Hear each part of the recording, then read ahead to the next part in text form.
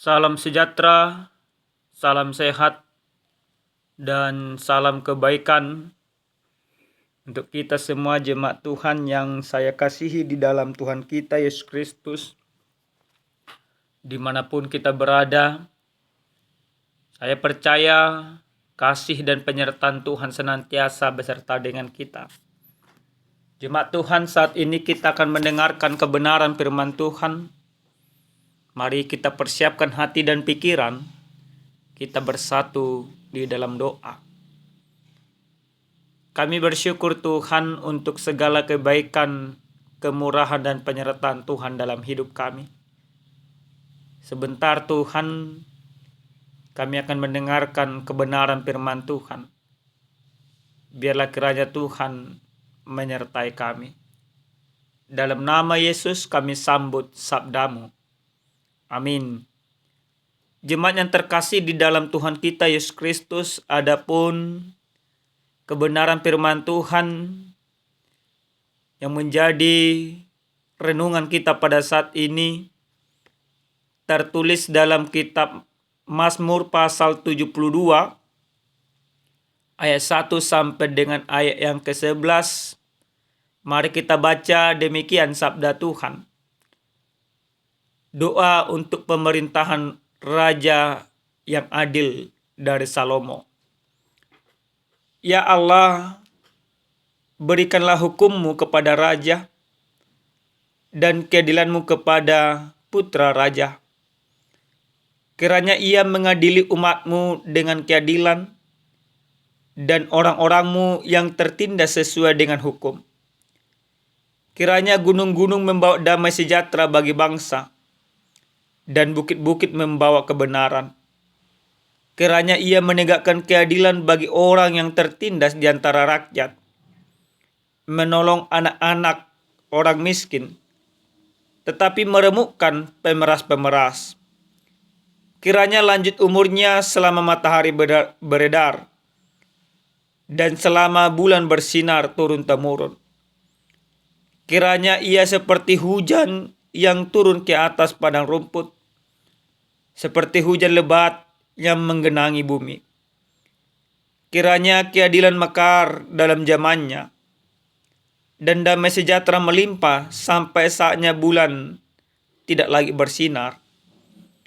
Kiranya ia memerintah dari laut ke laut, dari sungai Efrat sampai ke ujung bumi.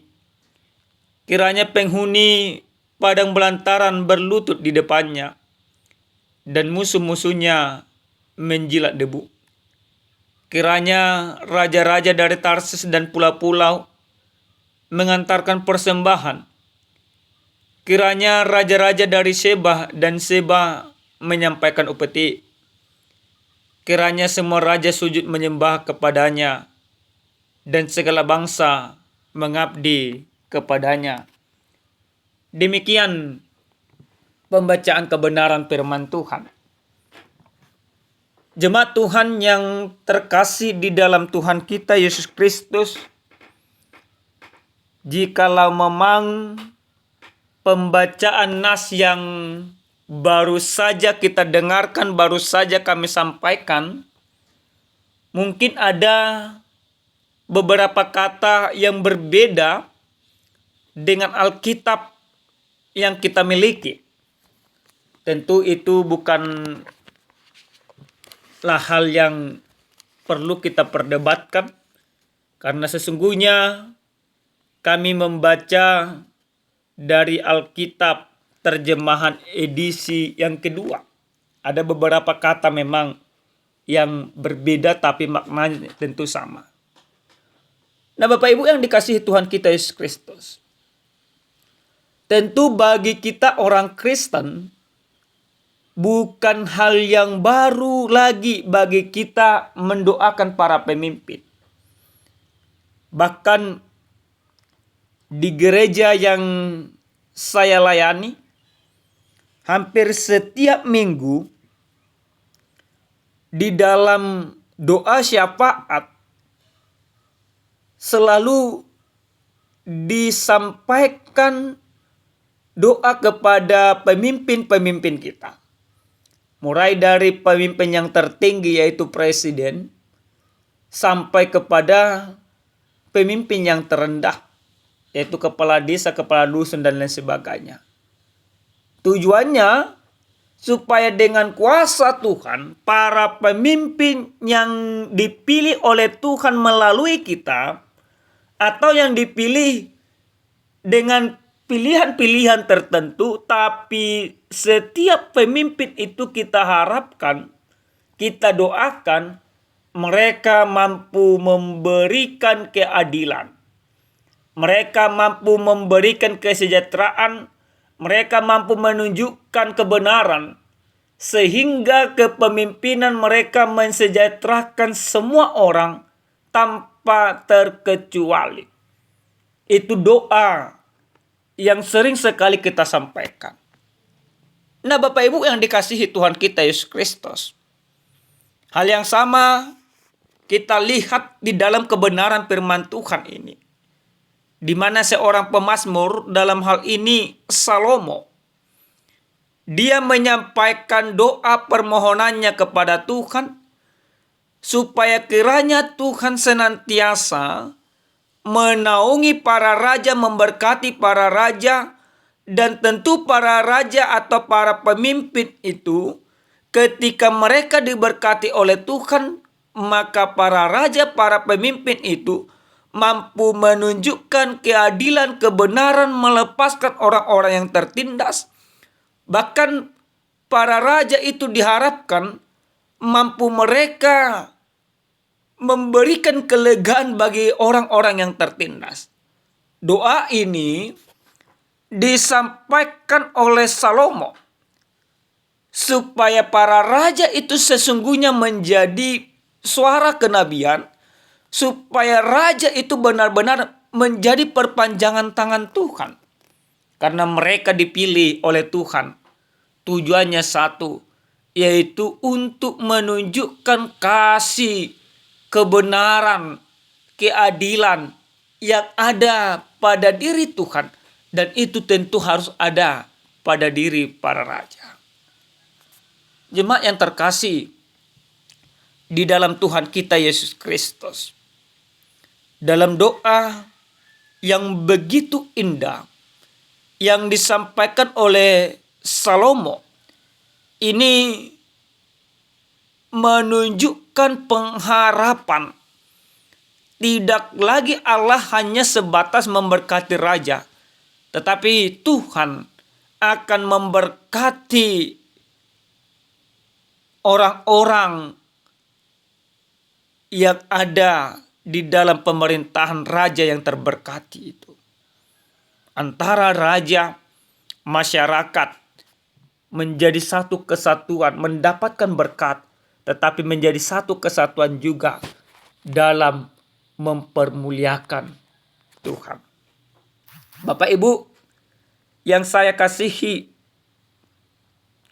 di dalam Tuhan kita Yesus Kristus, tentu kita juga tidak bisa pungkiri memang ada banyak para pemimpin-pemimpin kita di Indonesia ini tidak menunjukkan kebenaran Tuhan. Hal itu bisa terbukti lewat adanya para kepala-kepala daerah yang tertangkap tangan melakukan korupsi.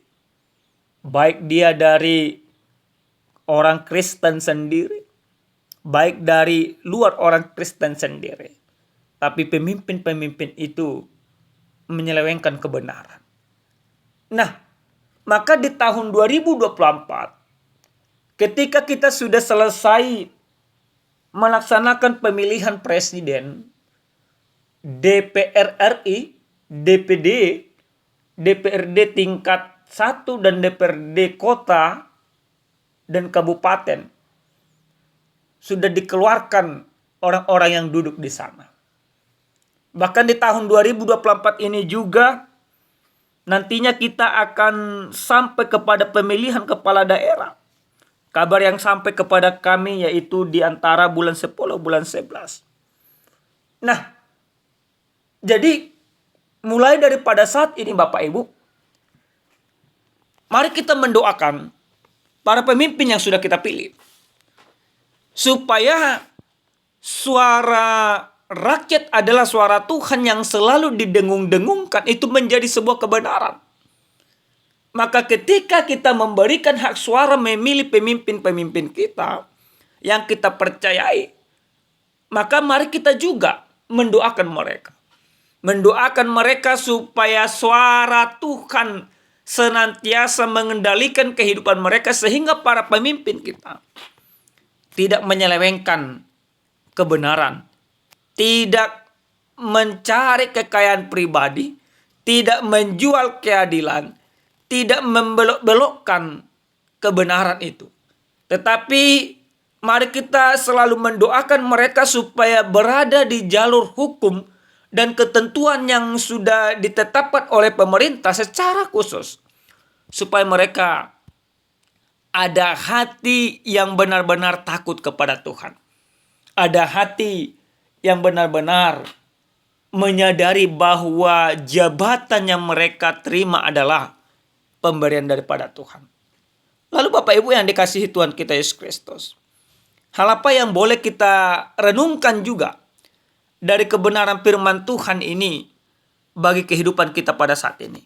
Yang pertama, dari firman ini kita mau diberikan sebuah kesadaran bahwa kita masing-masing mempunyai sebuah tanggung jawab moral, tanggung jawab iman, yaitu untuk senantiasa mendoakan pemimpin-pemimpin kita. Kita harus punya tanggung jawab itu.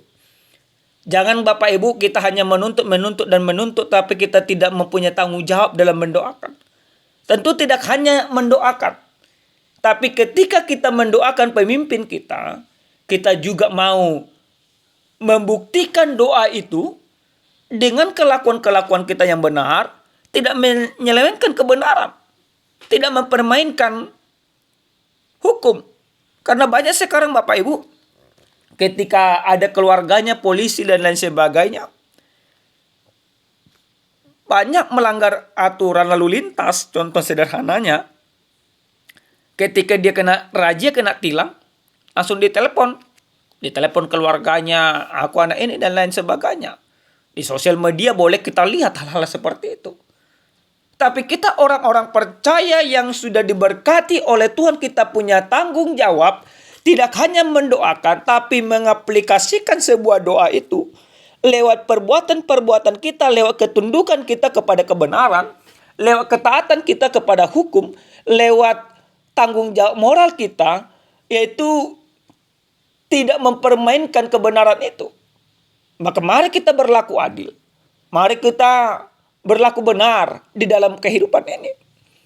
Yang kedua Bapak Ibu yang dikasihi Tuhan, dari firman ini kita mau diajak bagaimana setiap orang yang percaya itu harus menunjukkan keadilan di dalam kehidupannya, kebenaran di dalam tingkah lakunya, dan kasih di dalam perbuatannya.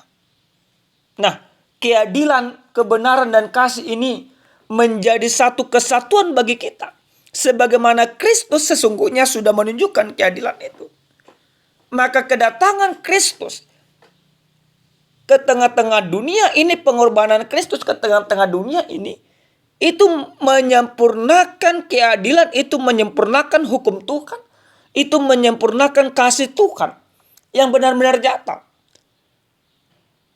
Karena kebenaran firman Tuhan yang menjadi khotbah kita pada saat ini merupakan di dalam minggu-minggu masa-masa passion. Minggu-minggu Palmarum, ada berita sukacita bagi kita menyambut Yesus, menyambut juru selamat yang dia menjadi gambaran daripada keadilan itu, yang dia menjadi gambaran daripada kasih itu, dan dia menjadi gambaran kesempurnaan daripada hukum itu. Maka mari kita menyambut dia dengan sungguh-sungguh di dalam kehidupan, dengan melakukan yang seturut dengan kehendak Tuhan. Yang terakhir sekali Bapak Ibu yang dikasihi Tuhan, ada dua orang Kristen, bapak-bapak dua-duanya. Suatu saat mereka bergereja bersama. Tetapi ketika mereka bergereja bersama, di dalam doa syafaat, salah satu daripada bapak tersebut memimpin doa syafaat. Dia berdoa, mendoakan segala pemimpin-pemimpin dan lain sebagainya.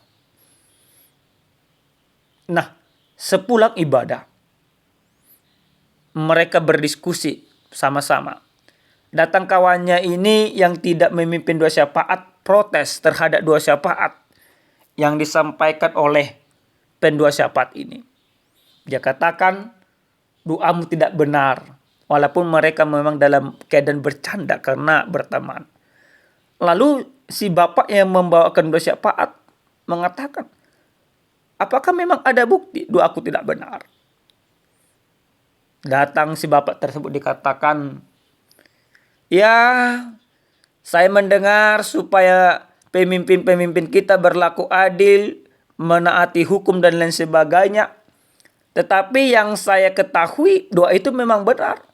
Tapi sikap dari seorang pendoa itu tidak benar. Si bapak yang berdoa syafaat itu mulai tersinggung. Kenapa engkau katakan demikian? Dikatakan. Datang si bapak tersebut, dia katakan kembali, ya betul. Karena apa? Karena saya melihat pajak kendaraanmu pun sudah mati. Saya melihat plat kendaraanmu sudah mati. Saya melihat banyak lagi yang saya tahu tentang kehidupanmu yang benar-benar tidak mendukung hukum-hukum yang ada, katanya. Nah, akhirnya mereka bercanda-bercanda, mereka berpisah satu sama lain. Nah, Bapak Ibu yang dikasihi Tuhan, dari cerita itu sebenarnya kita mau menyimpulkan, seorang pendoa itu harus benar-benar menghidupi doanya sendiri. Seperti pendoa syafaat tadi, dia mendoakan pemerintah, dia mendoakan hukum yang adil dan benar, tapi kehidupannya melanggar hukum dan lain sebagainya. Yang diinginkan oleh Tuhan tidak demikian. Pemazmur dalam hal ini ketika Salomo menyampaikan doa itu supaya Allah memberikan keadilan, sesungguhnya dia juga hidup di dalam keadilan itu. Ketika Allah dia minta memberikan kesejahteraan, dia menunjukkan kesejahteraan di dalam kepemimpinannya. Ketika dia meminta Allah untuk menunjukkan kebenaran, dia juga melakukan kebenaran. Artinya apa yang disampaikan oleh Salomo itu sinkron. Dan hal itu juga yang ditunjukkan oleh Yesus Kristus. Apa yang dikatakan oleh Yesus Kristus ketika dia katakan kasihilah musuhmu, berdoalah bagi mereka. Maka ketika Kristus juga tersalib, apa yang dia katakan di kayu salib? Dia tidak katakan mereka supaya jangan diampuni oleh Tuhan. Tapi Yesus katakan, ya Bapa, ampunilah mereka. Sebab mereka tidak tahu apa yang mereka berbuat. Di sanalah aplikasi kebenaran yang disampaikan oleh Yesus Kristus. Dan kita juga sesungguhnya demikian Bapak Ibu. Maka tema yang sampai kepada kita, lihat Rajamu datang kepadamu, kita melihat Yesus yang datang kepada kita, menyambut dia di dalam kehidupan kita, mencontoh, meniru dia. Karena Kristus yang tersalib itu, Kristus yang mati itu, Kristus yang menunjukkan keadilan itu, sesungguhnya menjadi pelaku keadilan. Dan keadilan daripada Kristus itu nampak di dalam kasih-Nya yang kita terima.